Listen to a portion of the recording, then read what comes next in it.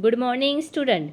Last time we have studied properties of system. There are the two properties of system, extensive property and then extensive property, and their examples. Now our next point is state function. What is meant by state function? Now exact the state function is the current situation.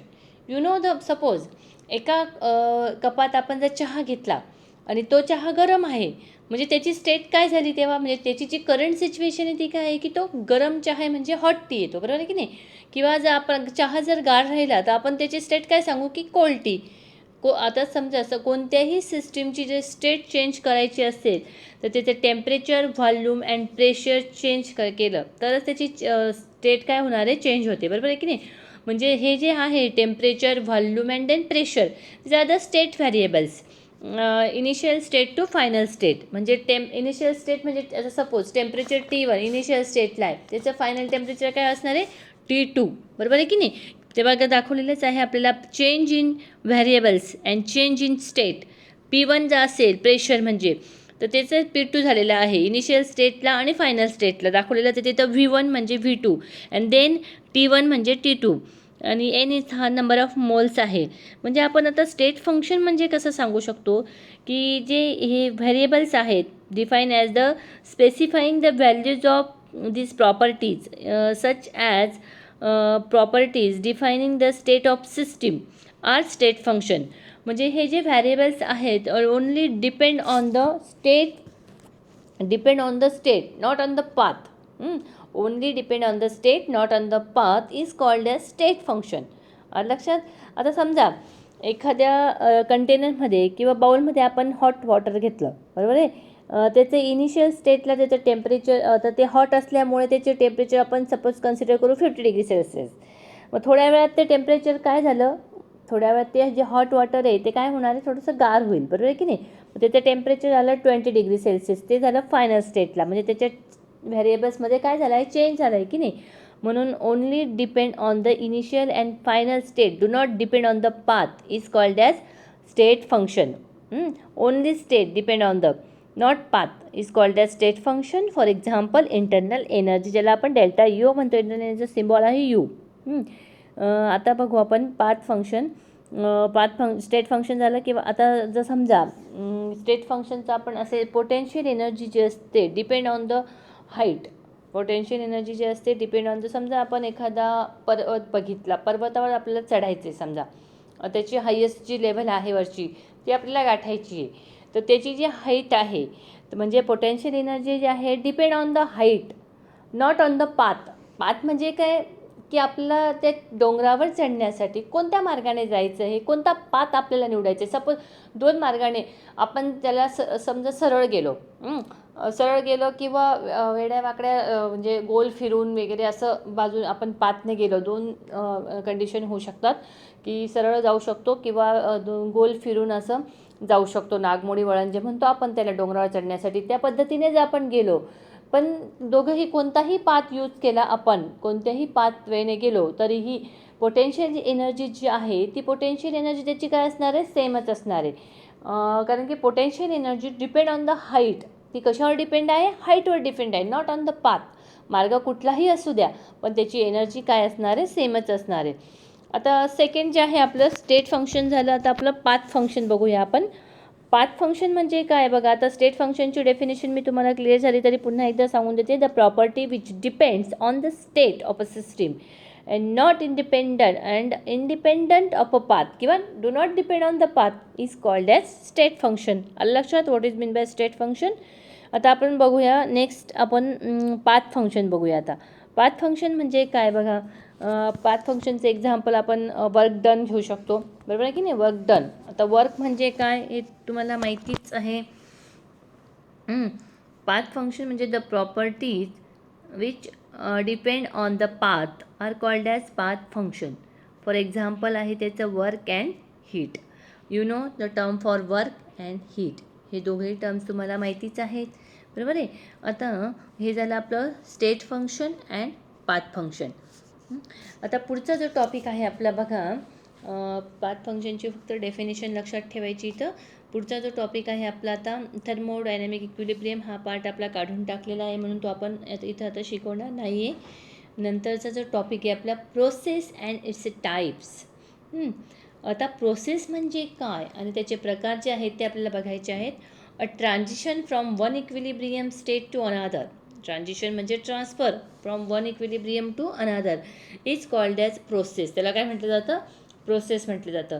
आणि त्याचे there are the different types. First one is isothermal process, isobaric process, isochoric process, adiabatic process, reversible process. हे त्याचे 5 types आहेत. कोणकोणते सांगितले मी? First one is isothermal process, second one is isobaric process, isochoric process, adiabatic process and then last one is reversible process. आता first one isothermal process. आता आयसोचा अर्थच काय होतो बरं? सेम. आयसो म्हणजे सेम आणि थर्मल म्हणजे कॉन्स्टंट. आयसो म्हणजे सेम किंवा कॉन्स्टंट म्हणू शकतो आपण, आणि थर्मल म्हणजे टेम्परेचर. म्हणजे ज्या प्रोसेसमध्ये टेम्परेचर काय असतं? सेम म्हणजेच कॉन्स्टंट असतं, त्या प्रोसेसला आपण काय म्हणतो? Isothermal process. Temperature remain constant is called as isothermal. The process in which temperature remain constant is called as isothermal process. आलं लक्षात? त्याला आपण आयसोथर्मल प्रोसेस असं म्हणतो. आता आयसोथर्मल प्रोसेसमध्ये समजा आता एक कंटेनर आहे, त्याच्यात आपण वॉटर घेतलेलं आहे, बरोबर आहे. वॉटर घेऊन त्याच्यात ॲड आपण समजा एखादा H2SO4 जर ॲड केला आपण. H2SO4 तुम्हाला माहितीच आहे, आपण प्रॅक्टिकलच्या लॅबमध्ये सोल्युशन जे वापरतो, कॉन्सन्ट्रेट H2SO4, डायल्यूट H2SO4, तुम्हाला नावं माहिती आहे. H2SO4 जे ॲड केलं, सोल्युशन जे असतात ते ऑलरेडीच ॲसिडिक असतात, बरोबर आहे की नाही.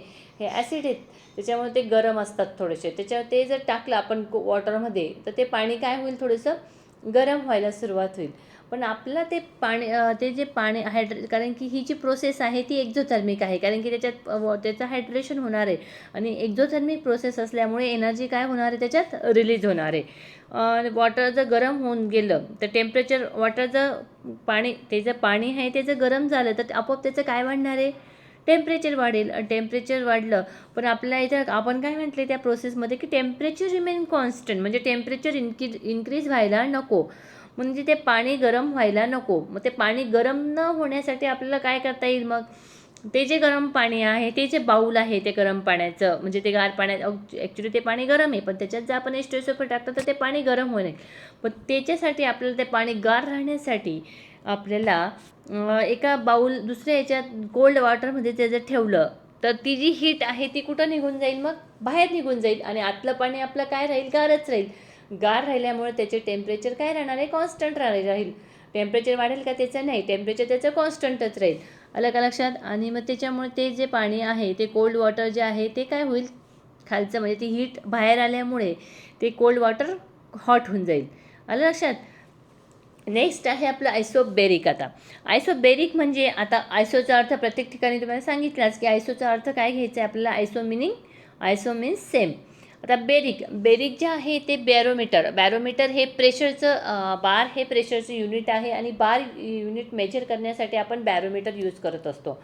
म्हणून आयसोबेरिक म्हणजे आता याच्यामध्ये लक्षात ठेवायचं की ह्या डेफिनेशनमध्ये काय कॉन्स्टंट राहील? म्हणजे the process in which pressure remain constant is called as isobaric process. हे बघा, कारण की आयसोबेरिक, आयसोकोरिक असे टर्म्स आहेत. मग आपल्याला एक्झॅक्ट लक्षात, आता आयसोबेरिक असेल, मग आयसोबेरिकमध्ये प्रेशर कॉन्स्टंट असेल की व्हॉल्यूम कॉन्स्टंट असेल, असं आपल्याला कन्फ्युजन होऊ शकतं. आता ह्या 2-3 डेफिनेशन म्हणून लक्षात येऊन लागेल, पण नंतर पुढे भरपूर डेफिनेशन असतात, तेव्हा आपलं कन्फ्युजन होऊ शकतं. मग तेव्हा आयसोबेरिक अँड आयसोकोरिक हे लक्षात ठेवण्यासाठी बघा, म्हणून अशा काही छोटे छोटे, आता बेरिकवरनं काय लक्षात ठेवायचं? बेरिक म्हणजे किंवा बेरिक जे आहे ना, तुम्ही बेरिकचं असंही लक्षात ठेवू शकतात की प्रेशर आहे ना, मग बेरिकचं आयसो तर सेमच असणार आहे. आयसोबेरिक, आयसोकोरिक, आयसो सेम आहे दोघांमध्ये. मग बेरिक BP, जिथं प्रेशर BP लक्षात ठेवायचं. BP शब्द माहितीच आहे आपल्याला. BP आपण रेग्युलर याच्यात वापरत असतो. BP हाय झाला, BP लो झाला असं म्हणतो. मग त्याच्यावरून आपल्याला BP लक्षात आलं, म्हणजे बेरिकमध्ये प्रेशर कॉन्स्टंट असतं, हे आपण लक्षात ठेवू शकतो, बरोबर आहे की नाही. आयसोबेरिक म्हणजे मग काय डेफिनेशन येईल? The process in which pressure remain constant is called as isobaric process. आलं लक्षात?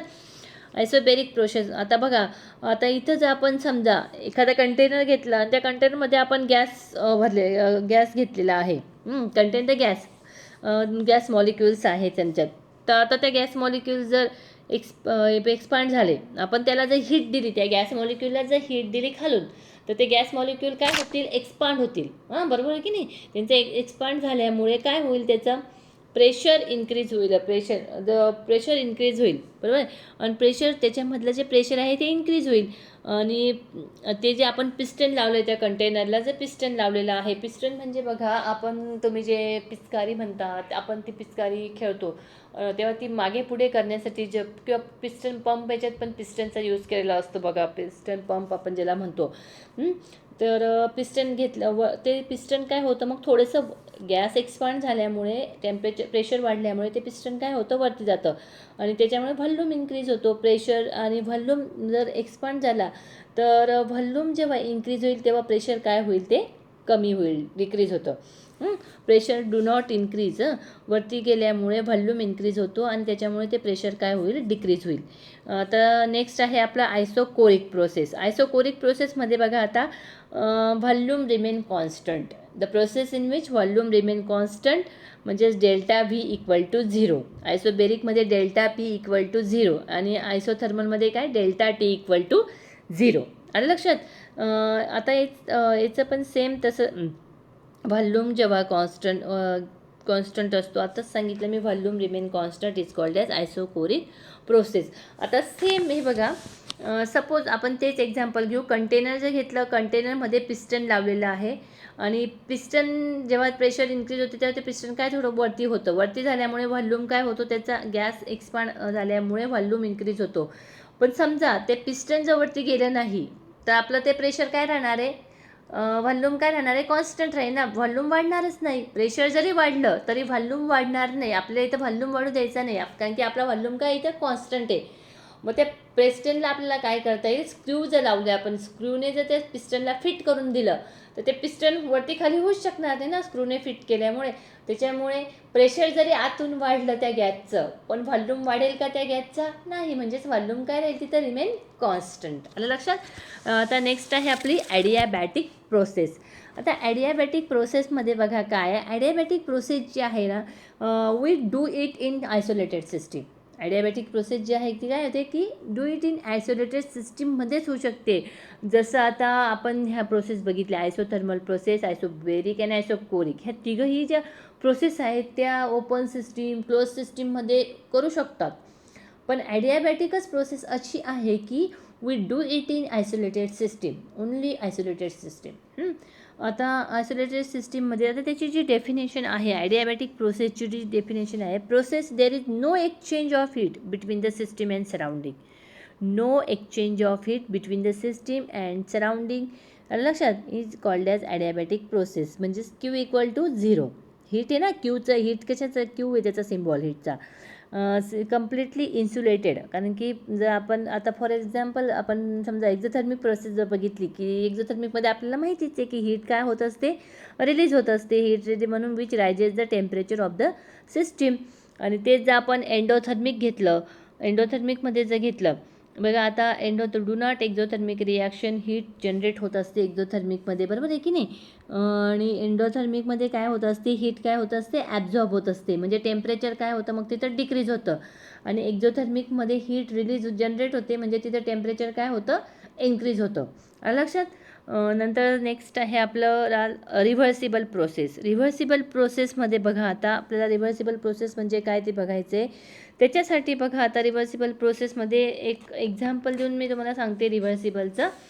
एक कंटेनर जे आहे, तिथं आपण पिस्टन लावलेलं आहे. ते पिस्टन जे आहे आपलं, ते वेटलेस आहे, फ्रिक्शनलेस आहे. मूव्हेबल पिस्टन म्हणजे वेटलेस अँड फ्रिक्शनलेस आहे, जास्त वेट नाही आहे त्याचं, वेट. आणि समजा त्या पिस्टनवर जर आपण असे वेट ठेवले, एक एक एक एक असे वेट ठेवले, त्या वेट ठेवले तर ते प्रेशर काय होणार आहे, त्या कंटेनरमध्ये जो गॅस आहे, गॅस नंबर ऑफ मॉलिक्युल्स आहे, इनिशियल व्हॉल्यूम जे आहे, इनिशियल व्हॉल्यूम आणि इनिशियल प्रेशर, गॅस मॉलिक्यूल काय होणार आहे, exact the pressure P1 to P2, V1 to V2, म्हणजे initial state to final state. लक्षात, initial state to final state. आणि जर आता समजा surrounding neither expand nor compress of the gas, expansion आणि कॉम्प्रेशन. कारण की मी तुम्हाला सांगितलं, जेव्हा आपण हीट देऊ त्या गॅस मॉलिक्यूलला तेव्हा ते गॅस मॉलिक्यूल काय होतील, एक्सपांड होतील. ते गॅस मॉलिक्यूल एक्सपांड झाले म्हणजे व्हॉल्यूम काय होणार, त्याचा इन्क्रीज होणार आहे. व्हॉल्यूम इन्क्रीज झाला म्हणजे त्याचं प्रेशर काय होणार आहे, डिक्रीज होणार आहे. आलं लक्षात. आता जर infinitesimally change with may causes this process to occur in the reverse direction. Infinitively equilibrium with its surrounding infinitesimally change may cause the process to occur in the reverse direction. Reverse शब्द वापरला बघा, म्हणजे ती process काय होते, पुन्हा reverse होते त्या डायरेक्शनला. आणि इन्फायनेटिझम म्हणजे काय, एक्स्ट्रीमली स्मॉल. इन्फायनेटिझमलीचा अर्थ काय होतो, एक्स्ट्रीमली स्मॉल चेंजेस. आणि म्हणून ती प्रोसेसला आपण काय म्हणतो, reversible process. A process conducted in such way that so at every stage the driving force due to the pressure is infinitesimally greater than the opposing force. Driving force जो आहे, opposing force and आता driving force जो आहे, oppose force कमी पिस्टनवरती बाहेर जो oppose केला जातो. समजा एखाद्या मुलाला जर आपण एखाद्या कोणाला आपल्याकडनं एखाद्याला ढकललं आपण, तर त्या आपला जो फोर्स आहे तो जास्त आहे, बरोबर आहे की नाही. त्या फोर्सने तो मुलगा पडला म्हणजे पुढे अगदी पुढेपर्यंत जाऊन पडू शकतो. म्हणजे त्याच्याकडनं जो फोर्स अपोज करतो तो आपल्याला, दोन व्यक्तींमध्ये जर असं झालं तर तिकडनं येणारा जो फोर्स अपोज जो आहे तो कमी पडतो, बरोबर आहे. आणि ड्रायव्हिंग जो फोर्स आहे तो त्याच्यामुळे तो ढकलला जातो. External pressure opposing force due to the external pressure and which can be reverse by a slight change in the opposing force is reversible process. लक्षात. What is mean by reversible process. Reversible process म्हणजे काय हे आपण बघितलं. आता त्याची जर पुढचा पॉईंट आहे आपला, features of reversible process. Features of reversible process आपण पुढच्या वेळेस बघूया. रिव्हर्सिबल प्रोसेस म्हणजे या सगळ्या प्रोसेस तुम्हाला क्लिअर झाल्या असतील. प्रोसेस म्हणजे काय and then types of processes हे तुम्हाला क्लिअर झालं असेल. नेक्स्ट टाईम आपण फीचर्स ऑफ रिव्हर्सिबल प्रोसेसचे बघूया. महत्त्वाचा क्वेश्चन आहे, 2 मार्कला विचारला जाऊ शकतात क्वेश्चन, किंवा तुम्हाला डेफिनेशनही विचारली जाऊ शकतात. आयसोथर्मल, आयसोबेरिकची, आयसोकोरिकची कोणत्याही डेफिनेशन विचारल्या जाऊ शकतात 1 मार्कासाठी. Okay, thank you.